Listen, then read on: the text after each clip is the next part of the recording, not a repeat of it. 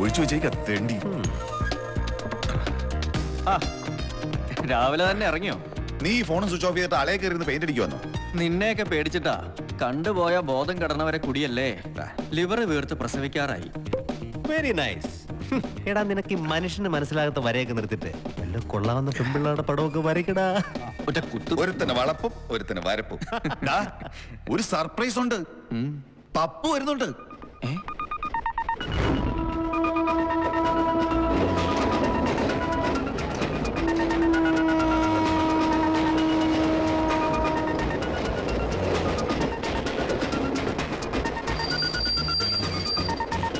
ഇങ്ങോട്ടിറങ്ങടാ, നിന്നോടാ പറഞ്ഞ ഇങ്ങോട്ടിറങ്ങാൻ.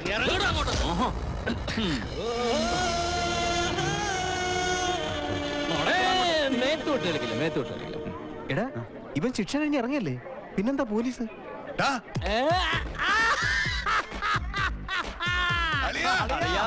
എന്തു പറയാ, ഒരു കാര്യം പറഞ്ഞോട്ടെ. എന്തു പറയാനാടാ, ഒരു പൈന്റ് അടിച്ചിട്ടാ കയറിയത്. പൊട്ടിക്കാത്തൊരു കുപ്പി ഇതിനകത്തുണ്ടായിരുന്നു. അടിച്ചതിന്റെ ലെവൽ ഇറങ്ങിയപ്പോ ഇതിന്നൊരു ലേശം കഴിക്കാന്ന് വെച്ചപ്പോ ഈ സാറ് കയറി പിടിച്ചു എന്നെ.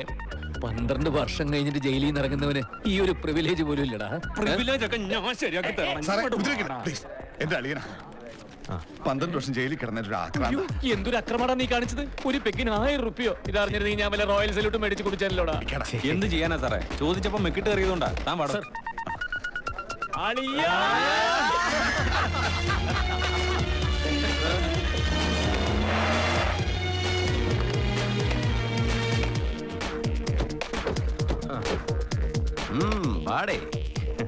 ഇത് ആരുടെ വീടാണ്? നീ പറ. എന്നാലും ഉറപ്പ് ഈ മാപ്പിളയുടെ ആയിരിക്കും. നോ ഡിയർ, വന്ന് കാണ്. നടക്ക് മോനെ.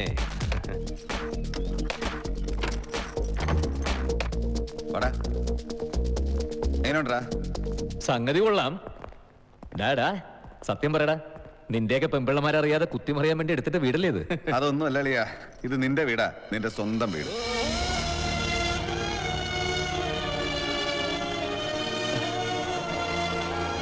നിനക്ക് വേണ്ടി ഞങ്ങൾ വാങ്ങിയതാ.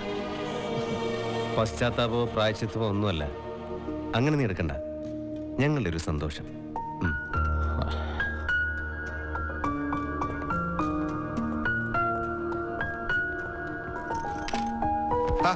എന്നാടാ പോയി നീ പെട്ടെന്ന് അടുത്ത് ആ ഗ്ലാസ് വെള്ളം എടുത്തേ. ഇവന്റെ കാർബേറ്ററിൽ വെള്ളം ഒഴിക്കട്ടെ. എടാ ഇറങ്ങിയിട്ട് ഈ 5-6 മാസം നീ എവിടെ ആയിരുന്നു?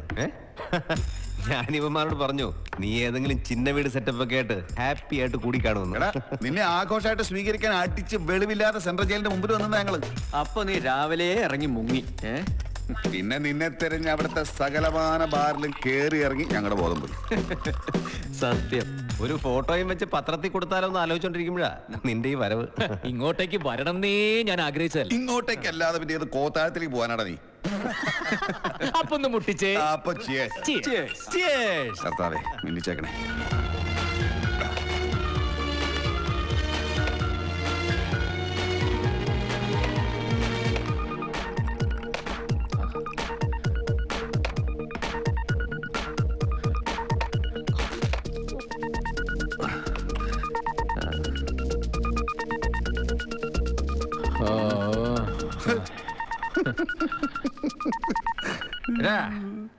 നമ്മൾ ഇനി ഇവനെ എങ്ങോട്ടും വിടുന്നില്ല.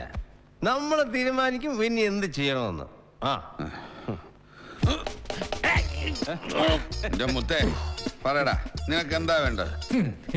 നമുക്ക് കാര്യം ചെയ്താലോ, ഒരു ബാർ തുടങ്ങാം. അതാവുമ്പോ വെള്ളം അടിച്ച ബില്ല് കൊടുക്കണ്ടേ? അതൊന്നും ശരിയാവില്ല. പിന്നെ എന്താ എനിക്ക് വേണ്ടത്?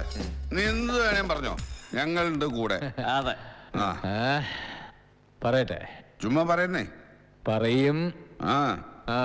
ഓക്കേ, നമ്മള് 4 പേരും കൂടി ഒരുമിച്ച് വീണ്ടും പഠിക്കാൻ പോകുന്നു PGക്ക് അതേ കോളേജില്.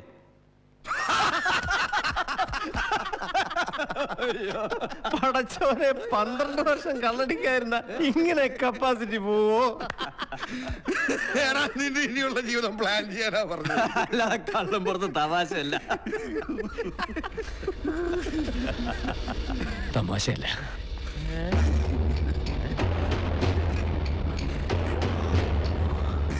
ഞാൻ സീരിയസ് ആയിട്ടെന്ന് പറയാ. എന്റെ ജീവിതം അന്നവിടെ ആ ക്യാമ്പസിൽ വെച്ച് നിന്നുപോയതല്ലേ. ഇനി അത് തുടങ്ങണമെങ്കിൽ അവിടെ നിന്ന് തന്നെ വേണം.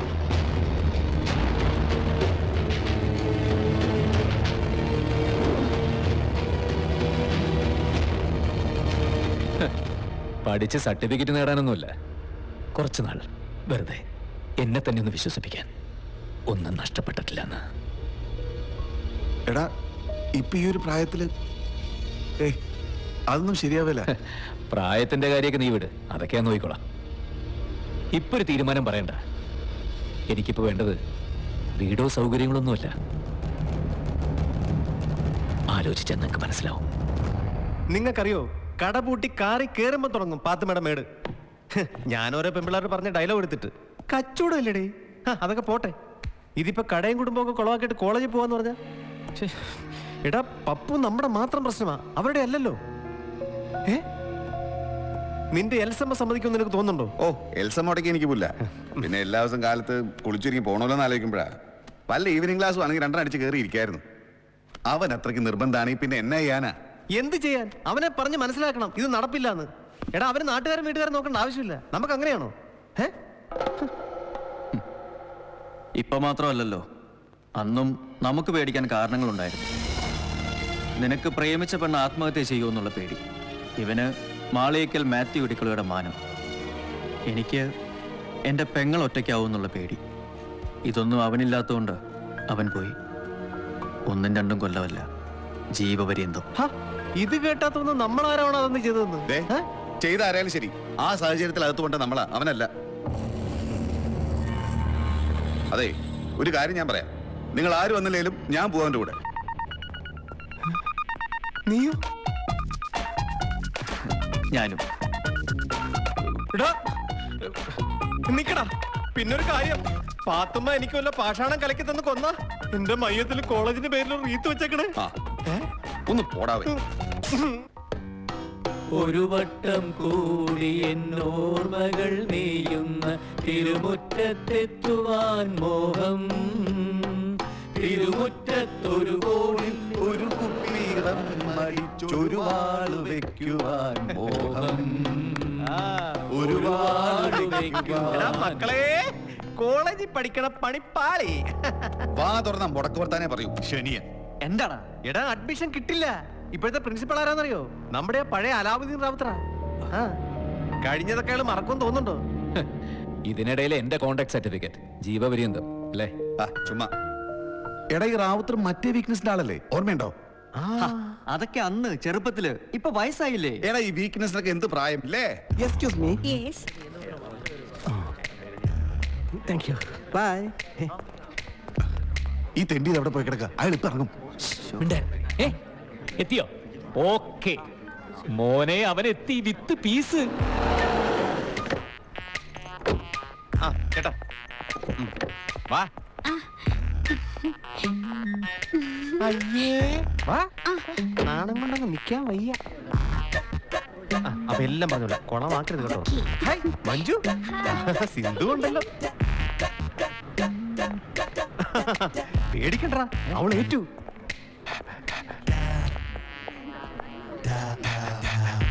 റാവുത്തർ സർ, ഞാന് ഷോപ്പിലേക്കുള്ള ഡിസ്പ്ലേ ശ്രദ്ധിക്കായിരുന്നു. സാറിനൊരു മാറ്റം ഇല്ലല്ലോ. അയ്യേ, അല്ല അത് പിന്നെ ഞാന് ഉരുളണ്ട സാറേ, എനിക്കറിഞ്ഞൂടെ സാറിന്? എനിക്കങ്ങോട്ട് സാറിനെ പഠിപ്പിച്ചിട്ടൊന്നുമില്ല. ഞാൻ എക്കണോമിക്സിലായിരുന്നു. പക്ഷെ ഞാൻ അറിയും, സാറ് ഗ്ലാമർ താരമായിരുന്നില്ലേ? എന്താ ഇപ്പോഴല്ലേ? ഇപ്പോഴും അതെ. അയ്യോ ആ കയ്യൊന്ന് തന്നെ മോനെ. അപ്പൊ ഓക്കെ സാർ, ഞാനൊരു ടാക്സി കിട്ടുമോ നോക്കട്ടെ. അയ്യോ എന്തിനാ ടാക്സി? ഞാൻ ഡ്രോപ്പ് ചെയ്യാമല്ലോ. ഓ സാറിന് അതൊരു ബുദ്ധിമുട്ടാണ്. സാരില്ലല്ലേ? ഓ ഇതെന്ത് ബുദ്ധിമുട്ട്? ഞാനും ഇടയ്ക്കിടയ്ക്ക് ബുദ്ധിമുട്ടിച്ചോളാം. സാറിന്റെ ഒരു കാര്യം. കേറ്. താങ്ക് യു കേട്ടോ.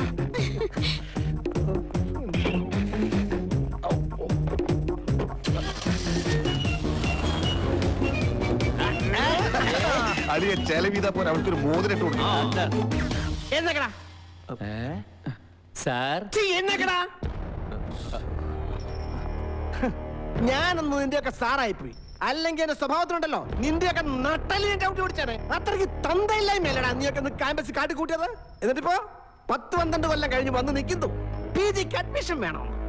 ഇനി ആരുടെയൊക്കെ കഴുത്ത് മുറുക്കി കൊല്ലാനാടാ നിന്റെയൊക്കെ ഉദ്ദേശം? സാർ കഴിഞ്ഞതൊക്കെ തിരുത്താൻ ഒരവസരം കൂടി തന്നൂടെ? എന്തായാലും അഡ്മിഷന് ഞങ്ങൾ എലിജിബിൾ ആണ്. നിയമപ്രകാരം PG അഡ്മിഷന് പ്രായപരിധിയില്ല. സാർ തന്നില്ലെങ്കിൽ ഞങ്ങൾ കോടതി പോകും. പോടാ പോയി കൊണ്ടുപോടാ ഇൻഡാസ്.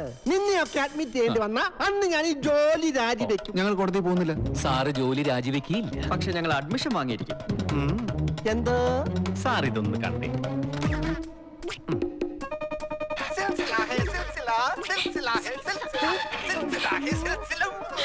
ശ്ശോ, ലോഡാണ്. ആരെങ്കിലും കാണും.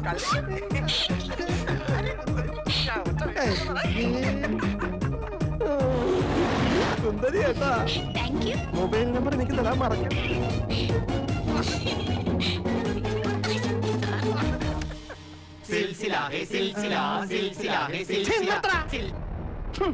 Black mailing. ഇതിന്റെ കോപ്പികൾ ക്യാമ്പസിൽ എത്തിക്കും, ഇന്റർനെറ്റിൽ കയറ്റും, ഭാര്യയ്ക്ക് പൈസ അയച്ചു കൊടുക്കും. ഇതൊക്കെയല്ലേ പറയാൻ പോകുന്നത്? ഞാൻ സമ്മതിച്ചിട്ട് അത്തണ്ടുകളെ. പക്ഷെ ഒരു കാര്യം, ഒരു കോൺവെന്റ് സ്കൂള് പോലെ ഡിസിപ്ലിനിൽ കൊണ്ടുപോകാൻ ഞാൻ കോളേജ് അത് നശിപ്പിക്കരുത്. ഇല്ല സാർ, ഓ, അത് മതി. അക്കാര്യത്തിൽ ഞങ്ങൾക്ക് യാതൊരു ഉറപ്പും പറയാൻ പറ്റില്ല. ഓക്കെ സാർ, അപ്പൊ ഇനി ക്യാമ്പസിൽ കാണാം. ഓക്കെ സാർ, അപ്പൊ ഇനി ക്യാമ്പസിൽ കാണാം.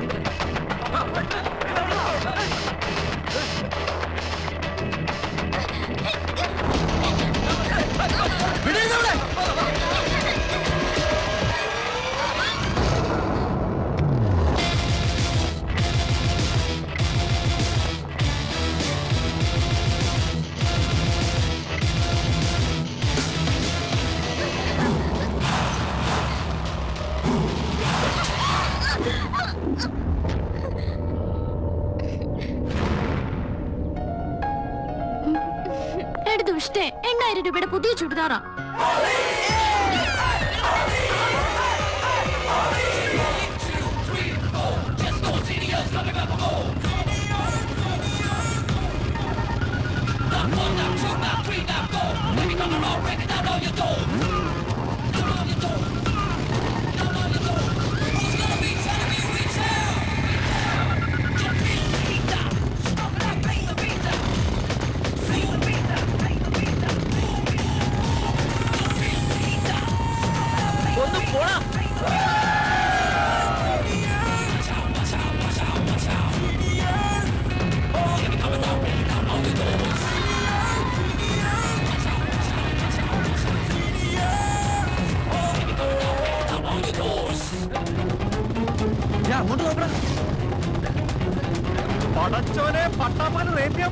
അളിയ ക്യാമ്പസ് പുരോഗമിച്ചോ?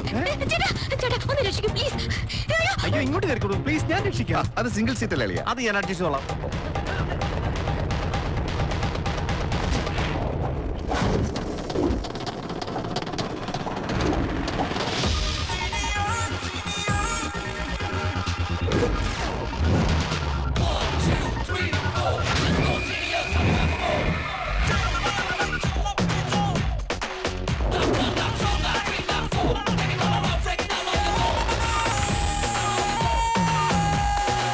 ഡാടാ എന്ത് തോന്നിയ സാറേ കാണിക്കുന്നത്? പട്ടാ പകലൊരു പെങ്കൊച്ചിനെ ഓടിച്ചിട്ട് പിടിക്കാൻ നോക്കുന്നു. അതും റേപ്പ് ചെയ്യാൻ ഇതേ ഞങ്ങളുടെ സ്ഥല, ഞങ്ങൾക്ക് സൗകര്യമുള്ള പോലെ ചെയ്യും. ഇയാളുടെ പെങ്ങളൊന്നും അല്ലല്ലോ. വെറുതെ ക്രിക്കറ്റ് കുത്തുവാങ്ങാതെ അണ്ണന്മാരെ ലാൻഡ് വിട്. താരത്തിൽ പോയി കളിക്കടാ. മൂട്ടിലെ ചോപ്പ് മാറിയിട്ടില്ല, മുട്ടാൻ വന്നേക്കണ്. ഒരു കാര്യം പറഞ്ഞേക്കാം, 2 വർഷം ഞങ്ങൾ ഇവിടെ ഉണ്ടാവും. MA ഫിലോസഫിയില് നിന്നേക്കൊന്ന് ശരിയാക്കാൻ പറ്റുമെന്ന് ഞങ്ങൾ നോക്കട്ടെ. അയ്യോ നോക്കി പേടിപ്പിക്കലടാ. പോടാ ചേക്കാ, പോടാ പോടാ. എന്താടാ കുറ്റി അടിച്ച പോലെ നിൽക്കുന്നത്? അയ്യോ അവനെ അവള് കുത്തി.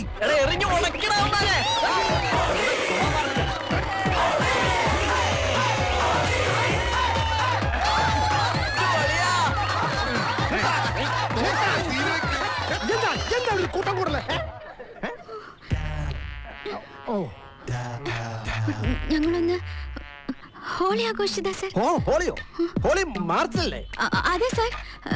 പക്ഷേ മാർച്ച് വരെ അർജുൻ ഉണ്ടാവുമെന്ന് അറിയില്ല സർ. ഡോക്ടർ അങ്ങനെയാ പറഞ്ഞത്. അവനൊരു ആഗ്രഹം പറഞ്ഞപ്പോ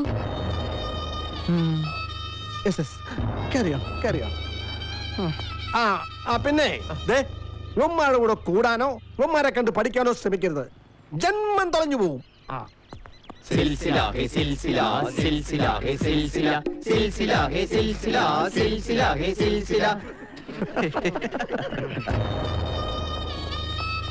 സോറി ട്രകുട്ട, ഞങ്ങൾ അറിഞ്ഞില്ലല്ലോടാ നിന്റെ പ്രശ്നം.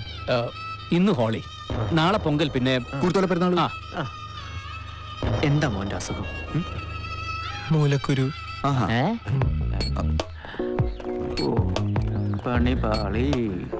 നമ്മള് പഠിച്ച ക്യാമ്പസ് അല്ല അളിയോ. വിശ്വസിച്ചൊന്ന് കുനിഞ്ഞു നിൽക്കാൻ പറ്റുകയില്ല. കുരിപ്പുകളുടെ കളി കണ്ടില്ലേ? ഒന്നുമില്ലടാ, നീ കണ്ടോ?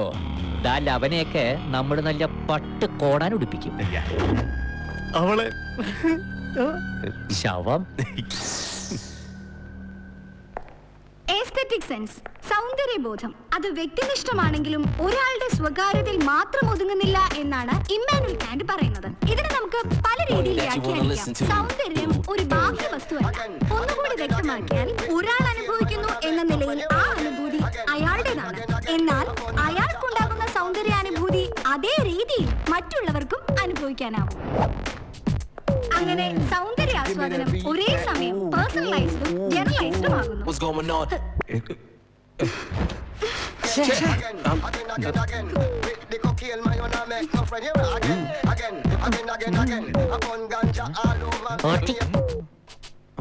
ഈ പ്രായം തെറ്റിയ പ്രായത്തിൽ ഇങ്ങോട്ട് വലിഞ്ഞു കയറി വന്നത് പഠിക്കാൻ വേണ്ടിട്ടല്ലേ? അത് മാത്രം പറയരുത് മോളെ. ടീച്ചറെ, പഠിച്ച് വലിയ നിലയിലെത്തുമെന്ന വലിയ പ്രതീക്ഷയോടെ ഞങ്ങളുടെയൊക്കെ ഭാര്യമാരും കുട്ടികളും ഇല്ലാത്ത കാശുണ്ടാക്കി ഇങ്ങോട്ട് പഠിപ്പിക്കാൻ വിട്ടിരിക്കുന്നത്. വിശ്വാസമായില്ലെങ്കിൽ ടീച്ചർ ഒന്ന് കേട്ടു നോക്ക്. ഇവന്റെ മോന് ഇവനെ എഴുതിയ കത്ത പെടാ. ഒരു സെക്കൻഡ്. എത്രയും പ്രിയപ്പെട്ട അപ്പ, അപ്പൻ നന്നായി പഠിക്കണം. ഉവ്വ്. അപ്പനിലാണ് ഞങ്ങളുടെ ഒരേ ഒരു പ്രതീക്ഷ. അപ്പം പഠിച്ച് വലിയ ആളായിട്ട് വേണം എനിക്കൊന്ന് കണ്ണടയ്ക്കാൻ, വിശ്രമിക്കാൻ. അപ്പം പാസ്സാവാൻ ഞാനും അമ്മച്ചിയും മുട്ടിപ്പായി പ്രാർത്ഥിക്കുന്നുണ്ട്. പാവം. എന്ന് സ്വന്തം മോനൊപ്പ്.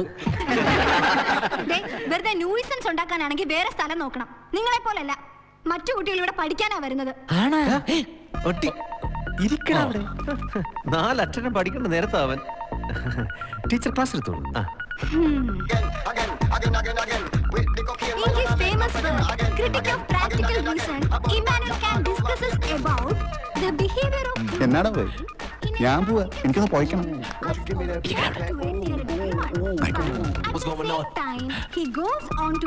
Teacher. എന്താ? ഒന്ന് ലാബ് വരെ പോണായിരുന്നു. ലാബോ? ഫിലോസഫിക്കോ? അയ്യേ, ആ ലാബല്ല, ഇത് മെഡിക്കൽ ലാബ്. ഷുഗറും കൊളസ്ട്രോളും ചെക്ക് ചെയ്യാൻ കൊടുത്തായിരുന്നേ ഫുഡിന് മുമ്പ്. ഇപ്പൊ ഫുഡ് അടിച്ച 1 മണിക്കൂറായി, ഒന്നുകൂടെ കൊടുക്കണം. എന്ത്? ബ്ലഡ്. ഓ, കൂടെ ഞങ്ങൾക്കും പോണം. ഇല്ലെങ്കിൽ സൂചി കണ്ടാ മതി, അപ്പൊ തന്നെ കരയും. Get lost. എന്താ വേണ്ടതെന്ന് എനിക്കറിയാം. കണ്ട ടീച്ചർക്ക് ഫീൽ ചെയ്തു. ഒന്ന് പോടാവേ, ഇതിനകത്ത് ഇരുന്ന് അടയിരിക്കാണെങ്കിൽ ഇനി പണിക്കയില്ല. വാടക പഠിപ്പിക്കുമ്പോ പിള്ളേര് ശ്രദ്ധിക്കണമെങ്കിൽ പിള്ളേരുടെ ശ്രദ്ധ തെറ്റിക്കുന്ന വകകളൊക്കെ മറച്ചു വെക്കേണ്ട ഇതമേന്തി. റിയാലിറ്റി ഷോയോ ഫാഷൻ പരേഡോ ഒന്നും അല്ലല്ലോ. പിള്ളേരെ പഠിപ്പിക്കലല്ലേ ജോലി. എന്നാ ഇനി ഞാൻ നാളെ മുതൽ പർദ്ദ ഇട്ടോണ്ട് വരാം. അതും വേണമെന്നില്ല. ഞാൻ പിള്ളേരുടെ കാര്യമല്ല പറഞ്ഞത്, ആ 4 മുതുക്കന്മാരുടെ കാര്യ. അടിയോടി സാർ കൂടെ അറിഞ്ഞോണ്ടാണോ ഹോംവർക്ക് ഇവിടെ അഡ്മിഷൻ കൊടുത്തത്? മെറിറ്റ് ഉണ്ടോ അഡ്മിഷൻ കൊടുക്കണം. പിന്നെ PG കോഴ്സിന്റെ കാര്യത്തിലാണെങ്കിൽ പ്രായം ഒരു പ്രശ്നമല്ല. എവിടെ കാണട്ടെ.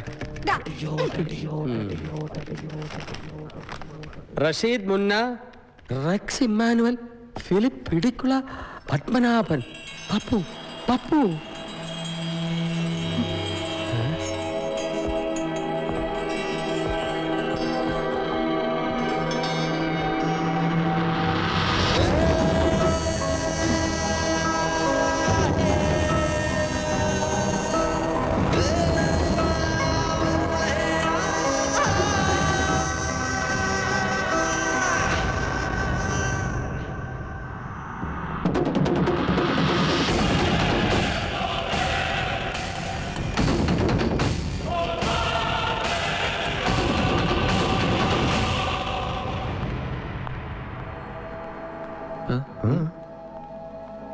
ഇതിനൊരുന്നല്ലോടോ.